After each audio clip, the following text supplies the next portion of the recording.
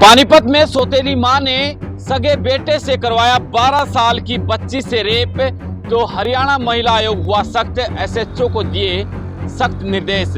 आपको बता दें कि पानीपत में एक बार फिर से रिश्तों को शर्मसार कर देने वाली खबर सामने आई है, जहां पर एक सौतेली मां के द्वारा अपने सगे बेटे से जो सौतेली 12 साल की बच्ची के साथ रेप करवाने के आरोप लगे हैं, जिसके बाद तुरंत तहसील कैंप थाना पुलिस के द्वारा एफआईआर दर्ज कर दी जाती है और जिसके बाद अगली कार्रवाई आगामी कार्रवाई जो है वो अमल में लाई जा रही है। तो वहीं इसी दौरान महिला आयोग की चेयरपर्सन के सामने जिस तरह से ये मामला उनके संज्ञान में आया, तो उन्होंने एसएचओ को इस मामले में सख्त से सख्त कार्रवाई करने के लिए निर्देश दिए हैं। आपको बता दें कि महिला की पति के द्वारा, जो दूसरा पति है उसके द्वारा तहसील कैंप थाना पुलिस को शिकायत दी गई है कि वो एक ट्रक ड्राइवर है और 3 उसके पहली पत्नी से बच्चे हैं। पहली पत्नी से 10 साल पहले तलाक हुआ था, जिसके बाद पड़ोस की रहने वाली एक जो तलाकशुदा महिला के साथ उसने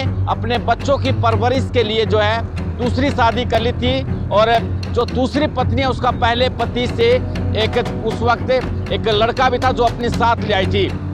लेकिन आरोप है कि जैसे जो वो ड्राइवरी करता हुआ देश के हर कोने में जाता है, कई दिनों तक घर से बाहर रहता है, और जैसे वो घर आया तो बच्ची उससे लिपट करके रोने लगी और उसने बताया कि उसकी जो सौतेली माँ है उसके साथ अक्सर मारपीट करती थी, उसके साथ हमेशा जो है न स्कूल जाने देती थी और उससे उसके कपड़े उतार करके नग्न अवस्था में अपने बेटे के कमरे में बंद कर देती थी, जिसके बाद उसके साथ उसका जो सौतेला भाई था वो दुष्कर्म की वारदात को अंजाम देता था। मैं एक्चुअली मैं थोड़ा किसी काम से बाहर गया हुआ था, तो किसी काम से बाहर गया हुआ था तो मुझे पीछे मेरी बेटी का फ़ोन आया था, भाई पापा मुझे ना इस तरह की ना बातें बता रहे हैं।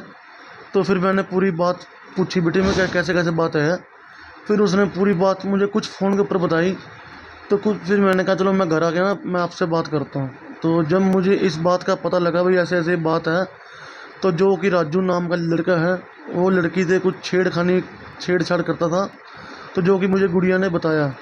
तो मुझे बताया, बस मेरे से बर्दाश्त नहीं हुई, तो मैंने कहा जी मेरी इस चीज़ की, फिर मैंने एफआईआर दर्ज करवाई। मैंने कहा जी मेरी इस चीज़ में मतलब मेरी कार्रवाई करो, इस चीज़ से मेरी कार्रवाई करो।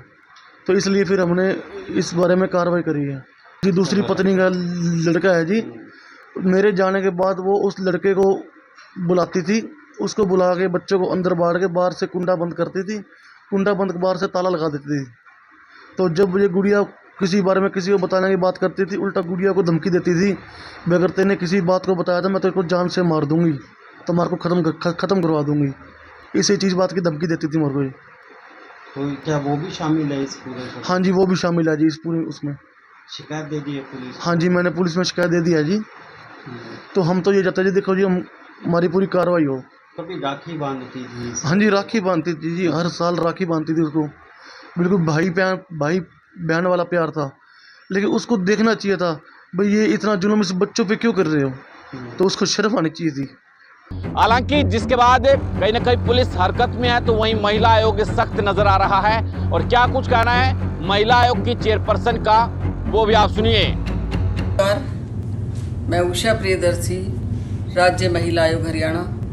आज अभी मेरे सामने पानीपत से एक हैवानियत का मामला सामने आया है, जिसके अंतर्गत एक सौतेली माँ अपने 18 साल के बेटे के साथ मिलकर के अपनी 12 साल की बच्ची के साथ कुकर्म को अंजाम दे रही थी।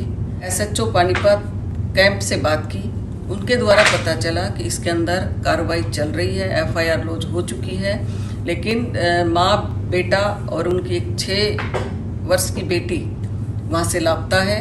हमने हिदायत दी है एसएचओ थाना को कि आप इसमें तुरंत उनको पकड़ा जाए, और राज्य महिला आयोग इसके लिए प्रतिबद्ध है कि उस बच्ची को न्याय मिलेगा। आरोपियों को सख्त कार्रवाई करने के मैंने आदेश दिए हैं। साथ में मैं एक बात और कहना चाहूँगी कि इस तरह की कोई भी घटना